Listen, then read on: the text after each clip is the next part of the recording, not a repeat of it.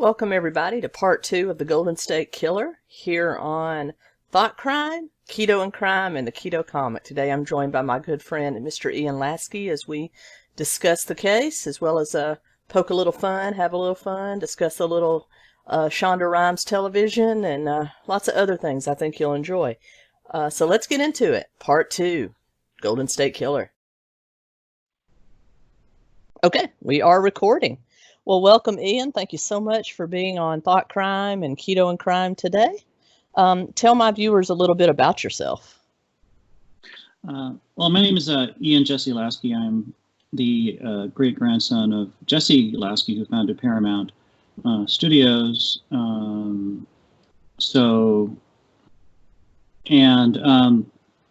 I've been an actor my whole life, so ever since I was 4. So I,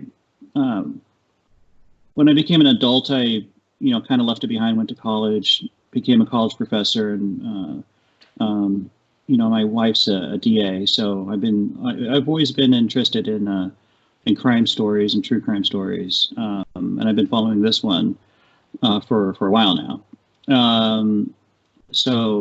I thought maybe I can add something to your cast about the Awesome. story. Yeah. Well, great. Thank you so much again for being on. I know it's some time out of your day, and I always appreciate everyone's time. Give everyone maybe a little background about movies that you may have been in or roles they could check you out in. If you check on my IMDb,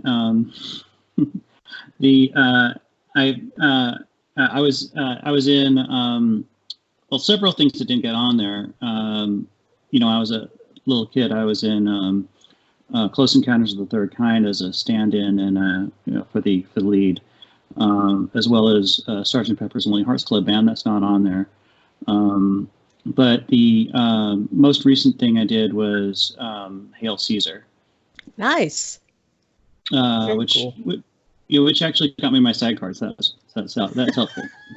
And for those of you who don't know, SAG cards, every actress reaches for, because you can get benefits and lots of union jobs that you can't get otherwise. So I haven't reached that level yet. Most of my stuff's ended up on the cutting room floor, so you're way ahead of me. Well, all right, Golden State Killer. Let's get into it. What are your thoughts? I mean, do you think Mr. D'Angelo is guilty, or do you think they've got the wrong guy? What's kind of your take on that? No, I tend to think that they have the right person, and and the law enforcement doesn't generally waste time on people that are innocent. Although they sometimes make mistakes. In this case, I don't think they did. I think they got the right person. He just fits the time that he was in, in those areas, fits the MO of everything that was done previously. And I had to do a little bit of research because I got a little bit confused onto the original Night Stalker versus the Los Angeles Night Stalker. And I realized that those were right. in two different areas. One was in Santa Barbara and one was in LA. And the reason why he has that is because it came before, not because it had anything to do with each other. I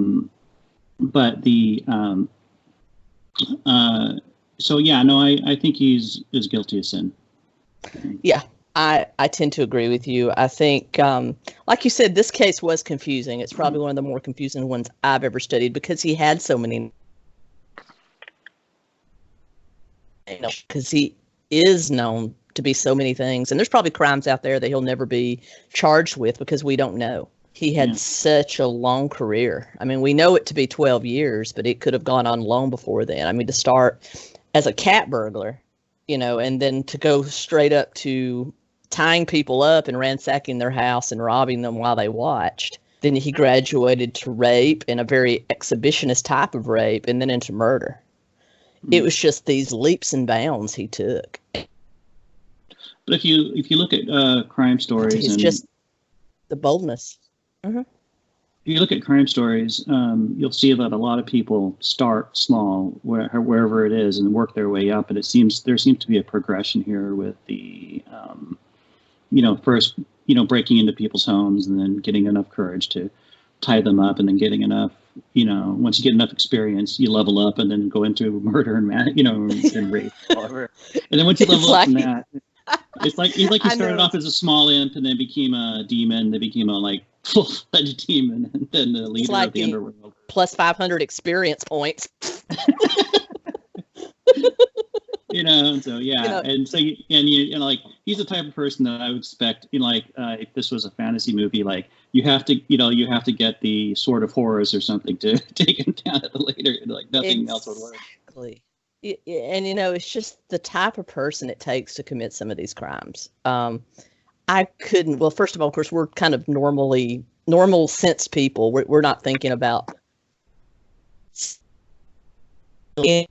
just to do it in a very brazen way, tying up loved ones and making them listen or watch. Mm-hmm. I'm not a psychologist, so I don't like to diagnose people with anything, but I would say he's probably the stereotypical either sociopath or psychopath. I always get those a little bit confused, but he's definitely not of a normal mindset, in my opinion.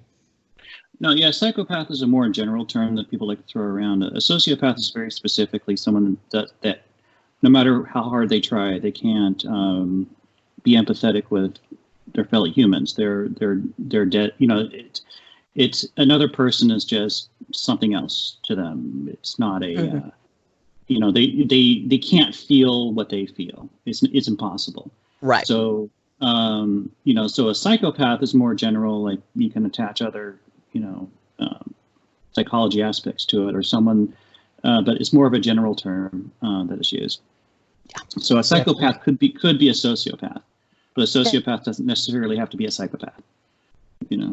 That makes sense. Thank you. Like I said, I knew that the two terms get thrown around quite a bit. I wasn't really sure on which was which.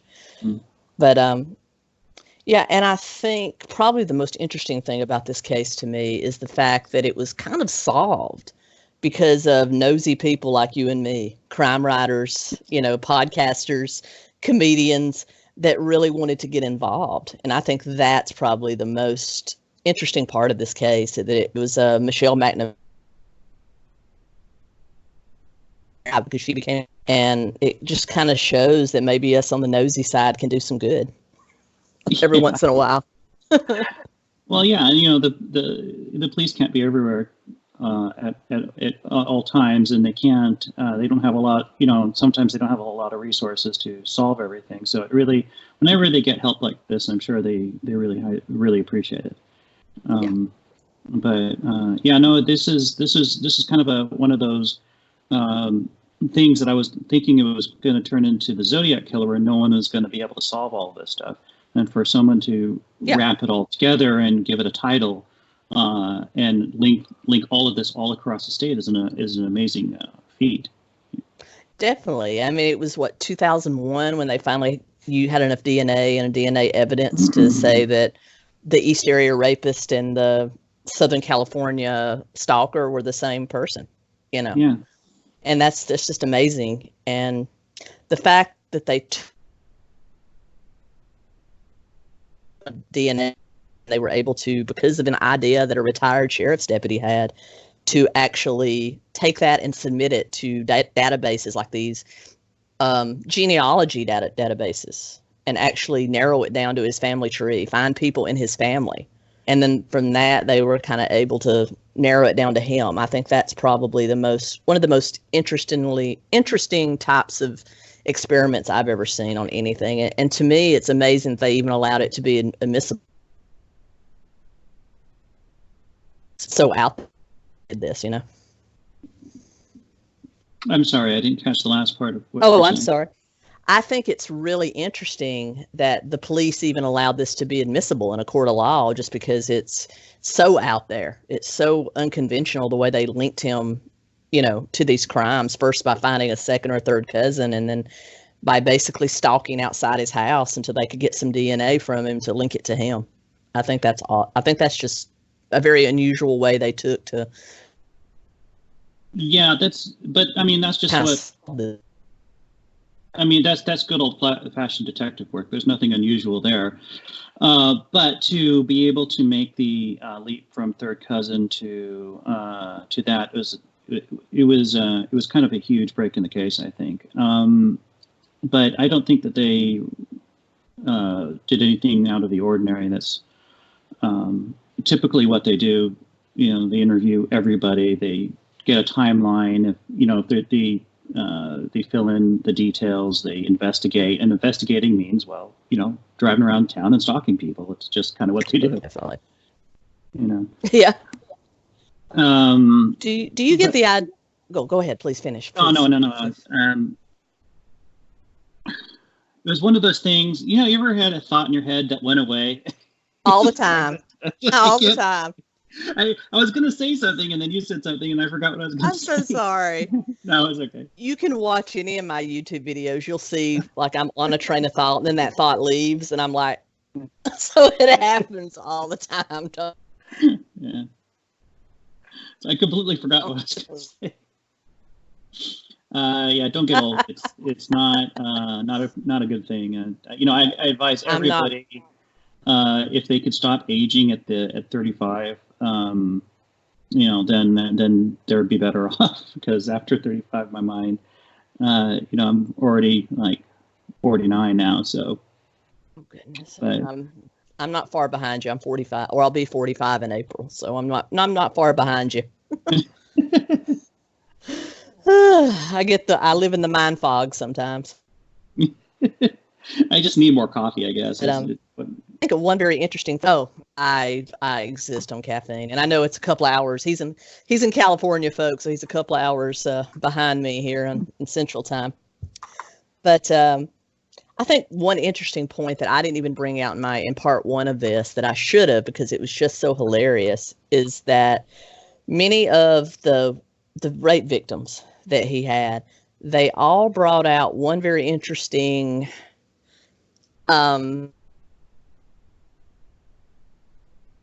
his anatomy. Had a micropenis, which would which would fit. What was that? Yeah, like some of his victims. Yeah, the size of his member. And most that they are concerned about the size of their manhood. Meaning concerned as in small? Worrying that it's too small. Yeah, and we're joined today by three of the country's bravest men, actually, because there aren't many that would come and sit on the sofa. I know you're all a bit nervous. He had like over half of his victims say that that's one thing that they just stood out because it was tiny, which leads me to believe he was probably compensating for some stuff. But so one of the early suspect was to profile men that had micropenises, and they used that exact word, micropenis. That was probably the most unusual term I've ever heard in my life. But they actually did have like penis measurement lineups in the early days of this investigation to try to narrow this down to someone. Now that I have no idea what the legal definition. I know, but they did. That was like, it's like okay. I can't. I didn't use that in my initial presentation, but I can only imagine they probably did. I mean, we're talking like 1970s, so they weren't very PC at that time. So I can imagine there probably was lineups. Can you imagine that being on like Blue Bloods or something, and like you have men walking in, butt naked from the waist down, and they show it. Okay, which one is the perpetrator? Yeah, no. He's average. And what determines a micropenis? I'm just thinking like I think of a big pen somehow, and I know that's probably not the correct term, but it's like it's just mind blowing. Evidently, he had a really small thingy, and that was just a determining factor. And they've also said that about Mr. D'Angelo, so evidently they've got their man all the way around. So.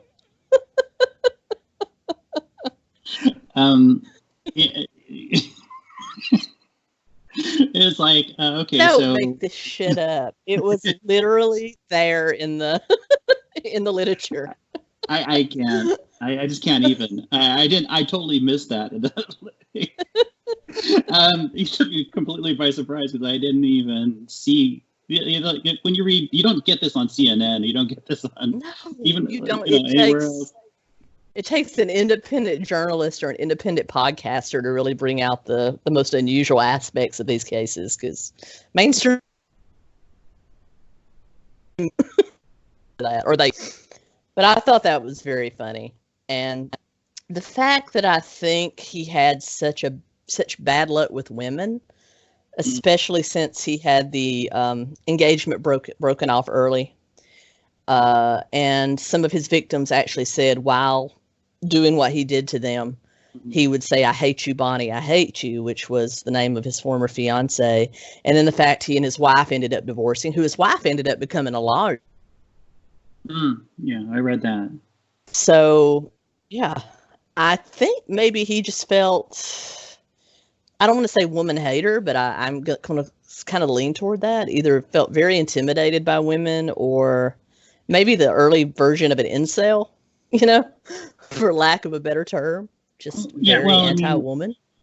I mean, possible. I mean, if he is indeed a true sociopath, he doesn't have any empathy for anyone, male, female, adult, kid, and so Right. he can't feel anything for them. But if he's not, which the thing is that when you use the term "I hate you, Bonnie, I hate you," that leads me to believe that he's not a sociopath. That he has a lot of emotion and a lot of anxiety and hatred against women. So by definition, that's not sociopathic. Very true. Very true. But yeah, I mean, it's either, if you can go with the sociopathic theory, then he's unable to feel things for anyone, which would explain everything. And then if you go with the woman hater, I've had a horrible life, and my wife left me, my dog left me, my cat left me. I hate people, I hate society. Then you're in the realm of cold-blooded, incel person that's been put down upon in society, and you really can't have both. It's either one or the other. Whether it is, I don't know which one it is myself. I would actually, I would say that either way, there's just no there's no defense against something like this. No. And the second way makes it more. It makes my skin crawl more than the first way. Does the sociopath doesn't make my skin crawl as much as the person that hates a whole group of people just because of their experiences. Right. But I can't get into that mindset myself personally, which is probably why I'd never do something like this myself. But it's so it's just so fascinating that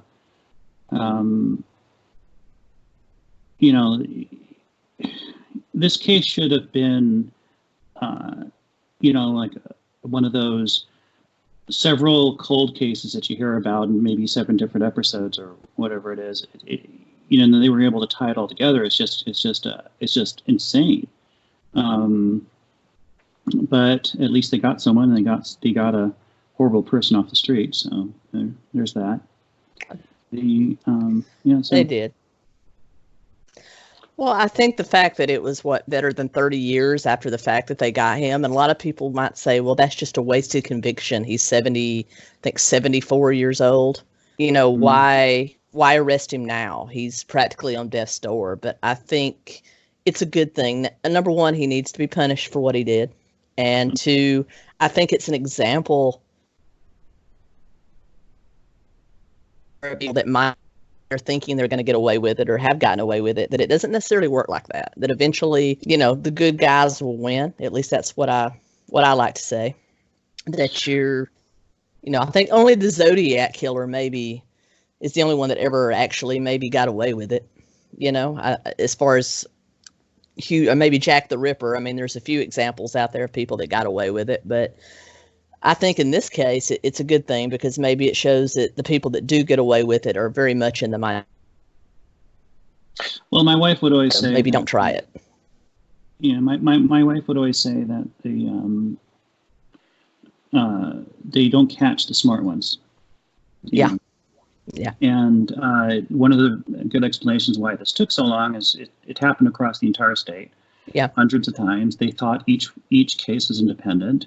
Mm-hmm. It wasn't before the author that she said in the first one that linked it all together that they were able to even do that. DNA evidence, was non-existent and in its infancy in my whole lifetime from 1974 onwards. So they couldn't link someone physically to a crime until late 80s. So yeah, it's before that it was just good old-fashioned police detective work combined with the fact that if a crime happens and more than a couple of days pass, the chances of the police catching them are become lower and lower.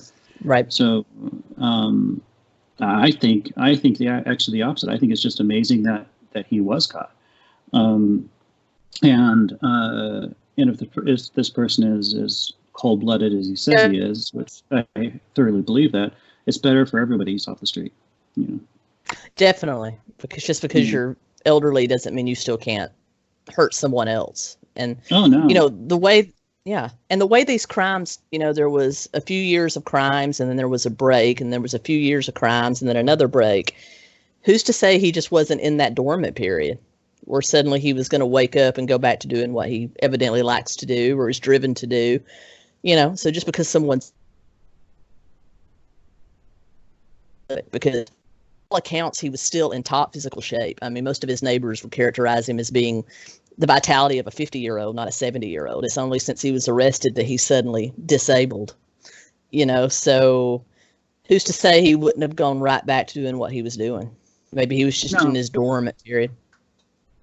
Could have been, Yeah. This is the thing about, when you add all of this heinous stuff together, there's, they talk about, in cases of like murder, there's no statute of limitations. In cases of rape, there is horrible statute of limitations. In the case of robbery, there's you gotta for the police to even look at it, it has to be at least $900. Right. Someone many years ago broke into my house, and the police just looked at it and went, oh well, no one was injured, and yes, you lost over $1,000 worth of stuff, but it's just not worth our time. It's just those laws need to be changed so that they can investigate that stuff. I'm under the impression I had a car stolen right out of my driveway, and they had the same. You have insurance, right?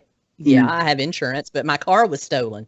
Yeah, and you weren't killed, so so that they don't put a lot of resources behind it, just because all of their resources are tapped and they have a limited amount, and there's just so much to investigate. Right. So, which I can see, but I think I'm rambling. But my frame of thought for like in cases of rape, there shouldn't be a statute of limitations at all. There should be if you rape someone and you're caught 60 years later, then well, guess what? You're guilty. You should be able to be put away. Oh yeah, definitely. I think the right call was made them to reopen the case, and I think the fact that you had Michelle McNamara, who was a high profile. She had one of the most popular true crime podcasts on the air at that time. Of course, it was in the early days of podcasting, but she was still one of the most popular. And then behind her, you had the playlists, and then you had them kind of, sounding the alarms, keeping it in the public thing, and then you had DNA evidence where they could link it, and then they did link it, and then you had a retired sheriff get involved. I think it was just the perfect storm to revive this case. And I don't think it would have happened if it hadn't have been for the independent journalists and stuff keeping this stuff going, wanting to find this person, because they didn't know if this person was alive or dead or would do it again. Definitely. Especially when the Night Stalker and the East Area Rapist is one person. Yeah. I actually read about those cases independently, and I always thought that they were that they were independent. You know, Yeah. I always thought, I never thought that the East Area Rapist could be the same as the original Night Stalker. Right. Um, And then the Visalia ransacker. I mean, he's not being prosecuted for any of the robbery. The statute of those took place in the 70s. They've long since, that statute of limitations has passed, even though they say they can link him. No, I don't think anyone's really worried about that. But I think the fact that he's going to be tried for the most heinous of his crimes, the murders and some of the rapes, is probably enough. I'm not going to worry about him getting prosecuted for being a cat burglar or not. But it's just interesting that he kind of went from that to murder eventually. yeah. Yeah. Yeah. Very, very odd. I'm sorry. I think I'm getting a little bit of a delay, so I don't know if I'm talking. Yeah. Oh no, it's fine. Don't worry about it. I'll edit it out. Don't worry. That's the beauty of editing. Yeah. But yeah, but like I said, I'm glad that he's caught. I'm glad. I'll be watching the trial with a whole lot of interest to see what happens to him. This California, or was commuted down to life, wasn't it, in the 60s or 70s? Didn't catch the last half of your Sorry. sentence. Does California doesn't have the death penalty anymore, does it? Hold on one sec. Sweetie, do we have a death penalty or not? I can't remember. Yes, We have a death penalty. Okay, so they probably. There's a moratorium on it thanks to the governor. We've had a death penalty since I was born. We were using it all the way up until the last general election. And the new governor, Newsom, decided to put a moratorium on it. And so there's people still on death row, but they're waiting for the moratorium to, be released. It's not been banned per se, but it's just not done because the governor doesn't like it. Okay. Okay. Well, we all know how long trial simply death penalty may be off moratorium. So it'll be interesting to see what happens to him. For sure. Yeah. If he's not dead. If he's not dead by then. Yeah. But I would say that, the more we can keep, criminals like this off the street, the better off we are as a society. I would like to think that, there's, a part of me that says, okay, we got to, follow the death penalty. And part of me says that, it's actually better if they're in prison to maybe they could think about what they did and hopefully be rehabilitated. But in this case, there's just no rehabilitation for something like that. I mean, how do you, if they're a sociopath, you can't rehabilitate them. If they're conniving, maniacal killer, there's no rehabilitating that either. I tend to think it's the second one because of his background. He started off in criminal justice and then a police officer, and then so I mean, he kind of, I think, in his own mind, practiced this whole time. It's like laying in wait for someone and then killing them, except you're doing it to a whole society. So it's kind of diabolical. There's just people out there that are just evil, unfortunately, and there's nothing that anyone can do about it. Yeah, and it goes back to what you said about your wife saying that only the smartest never get caught. Well, he wasn't the smartest. I mean, in the case of being the Visalia ransacker, he was lifting that was being used in some of those robberies, like the twine and stuff like that. And I'm always surprised that the police didn't put two and two together, at that time. But maybe they thought it was in the 70s. Maybe they thought that, it couldn't be one of us. He's a stupid thief, but he wouldn't do that. And then, later on, him, stealing bicycles to ride back and forth, and then being so brazen when he was in the house, even after he had raped the wife and had the husband and kids tied up around the eat what was in the refrigerator. I mean, I don't know if that's just courage or stupidity. I don't know. What's your take on that? With all the different mistakes that were made throughout the whole thing, you would think he would be caught sooner than, like something would have happened sooner. I tend to think it was maybe one crime was done in one county, one crime was done in another, so they don't really share information. Right. I mean, this is just conjecture, but if he bragged about it to another police officer and the other police officer didn't do anything about it, then he used the thin blue wall thing against itself. But that's just conjecture. I don't know, if that actually happened or not. It's possible that he just didn't tell anyone. He was smart enough not to brag about it. Right. And that it had to be when it was, DNA evidence along with a timeline. That's the only thing that got him caught. It wasn't all of these, witnesses that came up or anything. So it's very. It's more of like if you're going to, let's say, attack a computer by having someone. By social engineering kind of thing. It seems like more of a social engineering is what I'm getting at than it is a mindset than it is a any other mindset. I think you would personally. I think he was smart enough not to talk to everybody, about it, and he didn't really. He didn't. It's not something he said that he would tell anybody about because someone would have probably turned him in sooner. Right. They did say that he would have conversations at his truck mechanic job about the killer, just like everyone else would, because it was hot news, but nothing that would alarm anybody to think he might know more about it. So, I mean, he was brazen enough to talk about it, but as a casual fan would, we're not fan, but as a casual follower of that, like we're doing, he would talk about it kind of like we're doing, but really. Well, how many conversations have you had about? I'm sorry, there's that delay again. My thought is, how many conversations have you had about the Zodiac Killer or any other killer? How many shows have you seen on TV, like Mindhunters? Yeah. I have these conversations every single day with my wife about one case versus another because it's her job. And we talk with it. We just, sometimes, it just ends up in conversation, So, I mean, it's possible to talk from one person to the next and someone's coworker about it.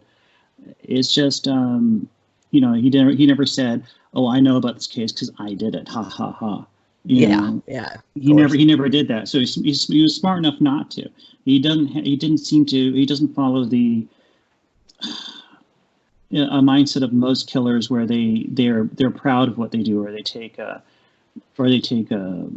and at least if this is true, I didn't see it. He didn't take any type of souvenirs, or didn't have a playbook or anything written down.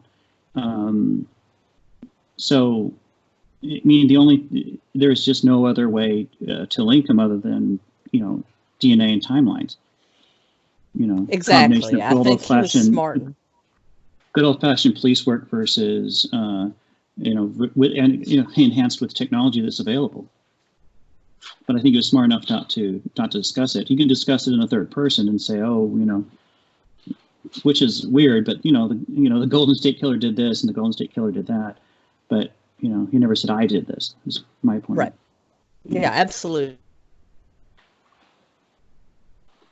At all, I think he get caught, but I think this is very much a crime in that I don't think he could get away with this today. If there was a new Golden State Killer out there being bred or being, molded, so to speak, I don't think they could get away with this as long as this one did today, what with all the technology we have. I think that you would be able to link somebody to these crimes a lot quicker than this was done. I think it was just sort of a crime of its time, just not the Zodiac Killer was kind of a crime of its time. I think a lot of these people that kind of capture or for so long only did it because of our lack of technology. I think it would take a whole new level of super criminal, if that's a term, to do the same thing today, what with all the technology and methods that we have of catching people. Plus just social media. People are always out there with their cameras and stuff. It's quite possible you could catch the next serial killer on video. There's just so much more today. It's much more dangerous today to go about any sort of illegal activity than it was the 70s or 80s. That's just my opinion. Yeah, well, I mean, Facebook knows you before you know yourself, right? So, like, Exactly. we carry 3-4 devices on us, and like, it would be kind of silly for me to say I wasn't somewhere. Well, we have this GPS evidence that says you were. It's like, Yeah. Yeah. You can't. It's harder to lie. Although I guess if I was a horrible person, I could probably hack my device and use a VPN until that VPN I was somewhere else, so I can do what this horrible thing, or have enough sense not to bring the device. Can you imagine 30 years from now, someone killed like a bunch of people, and said, and everyone said, well, how did he not get caught? Everyone has GPS. Well, he was smart enough to leave his phone at home. Oh, yeah. I can see some super criminal, doing some kind of heinous crime, hopefully not killing somebody, but some kind of heinous crime, have a VPN and broadcast it, but they can't tell where it's coming from because it's a throwaway account. You better sell that one to Blumhouse. It's somebody else enough to be able to do that. That idea will make Blumhouse $10 million, and you just gave it away. Yeah. That's an idea for Script. Maybe you and I should work on that. I kind of like that idea. That's a nice horror movie right there, waiting to happen. Because, then you have to have the person that says, there's evil, and in this community of wherever, Right. Zusa. I often tell my wife, if there's ever a murder in our little town here in Tennessee, I'm a prime suspect because I'm a crime podcaster, and I'm the first one to scream out at the TV during a crime show, "You idiot, I can show you a better way to get rid of a body." I'm a prime suspect. Then you have to write one of them how-tos, and this is how to do it. Step 1, How to get away with murder. That seems like a TV show. How to get away with murder. It is. I believe Shonda Rhimes might have done. Yeah. I'm a big fan of that show, by the way. All right. Oh, me too. I'm a big fan of. I still watch Grey's Anatomy. I mean, the plot line has gone, but I still love. First season, though, that first season was. The first 6 seasons were really good. Then after they killed everybody off, Yeah, that happens. Everyone dies, and then they have this new cast. Exactly. That's why I stopped watching the Walking Dead. I mean, like, everybody is dead. It's like, why bother? But okay, so I don't even want to get into my rage about The Walking Dead. We'll be here another 3 hours.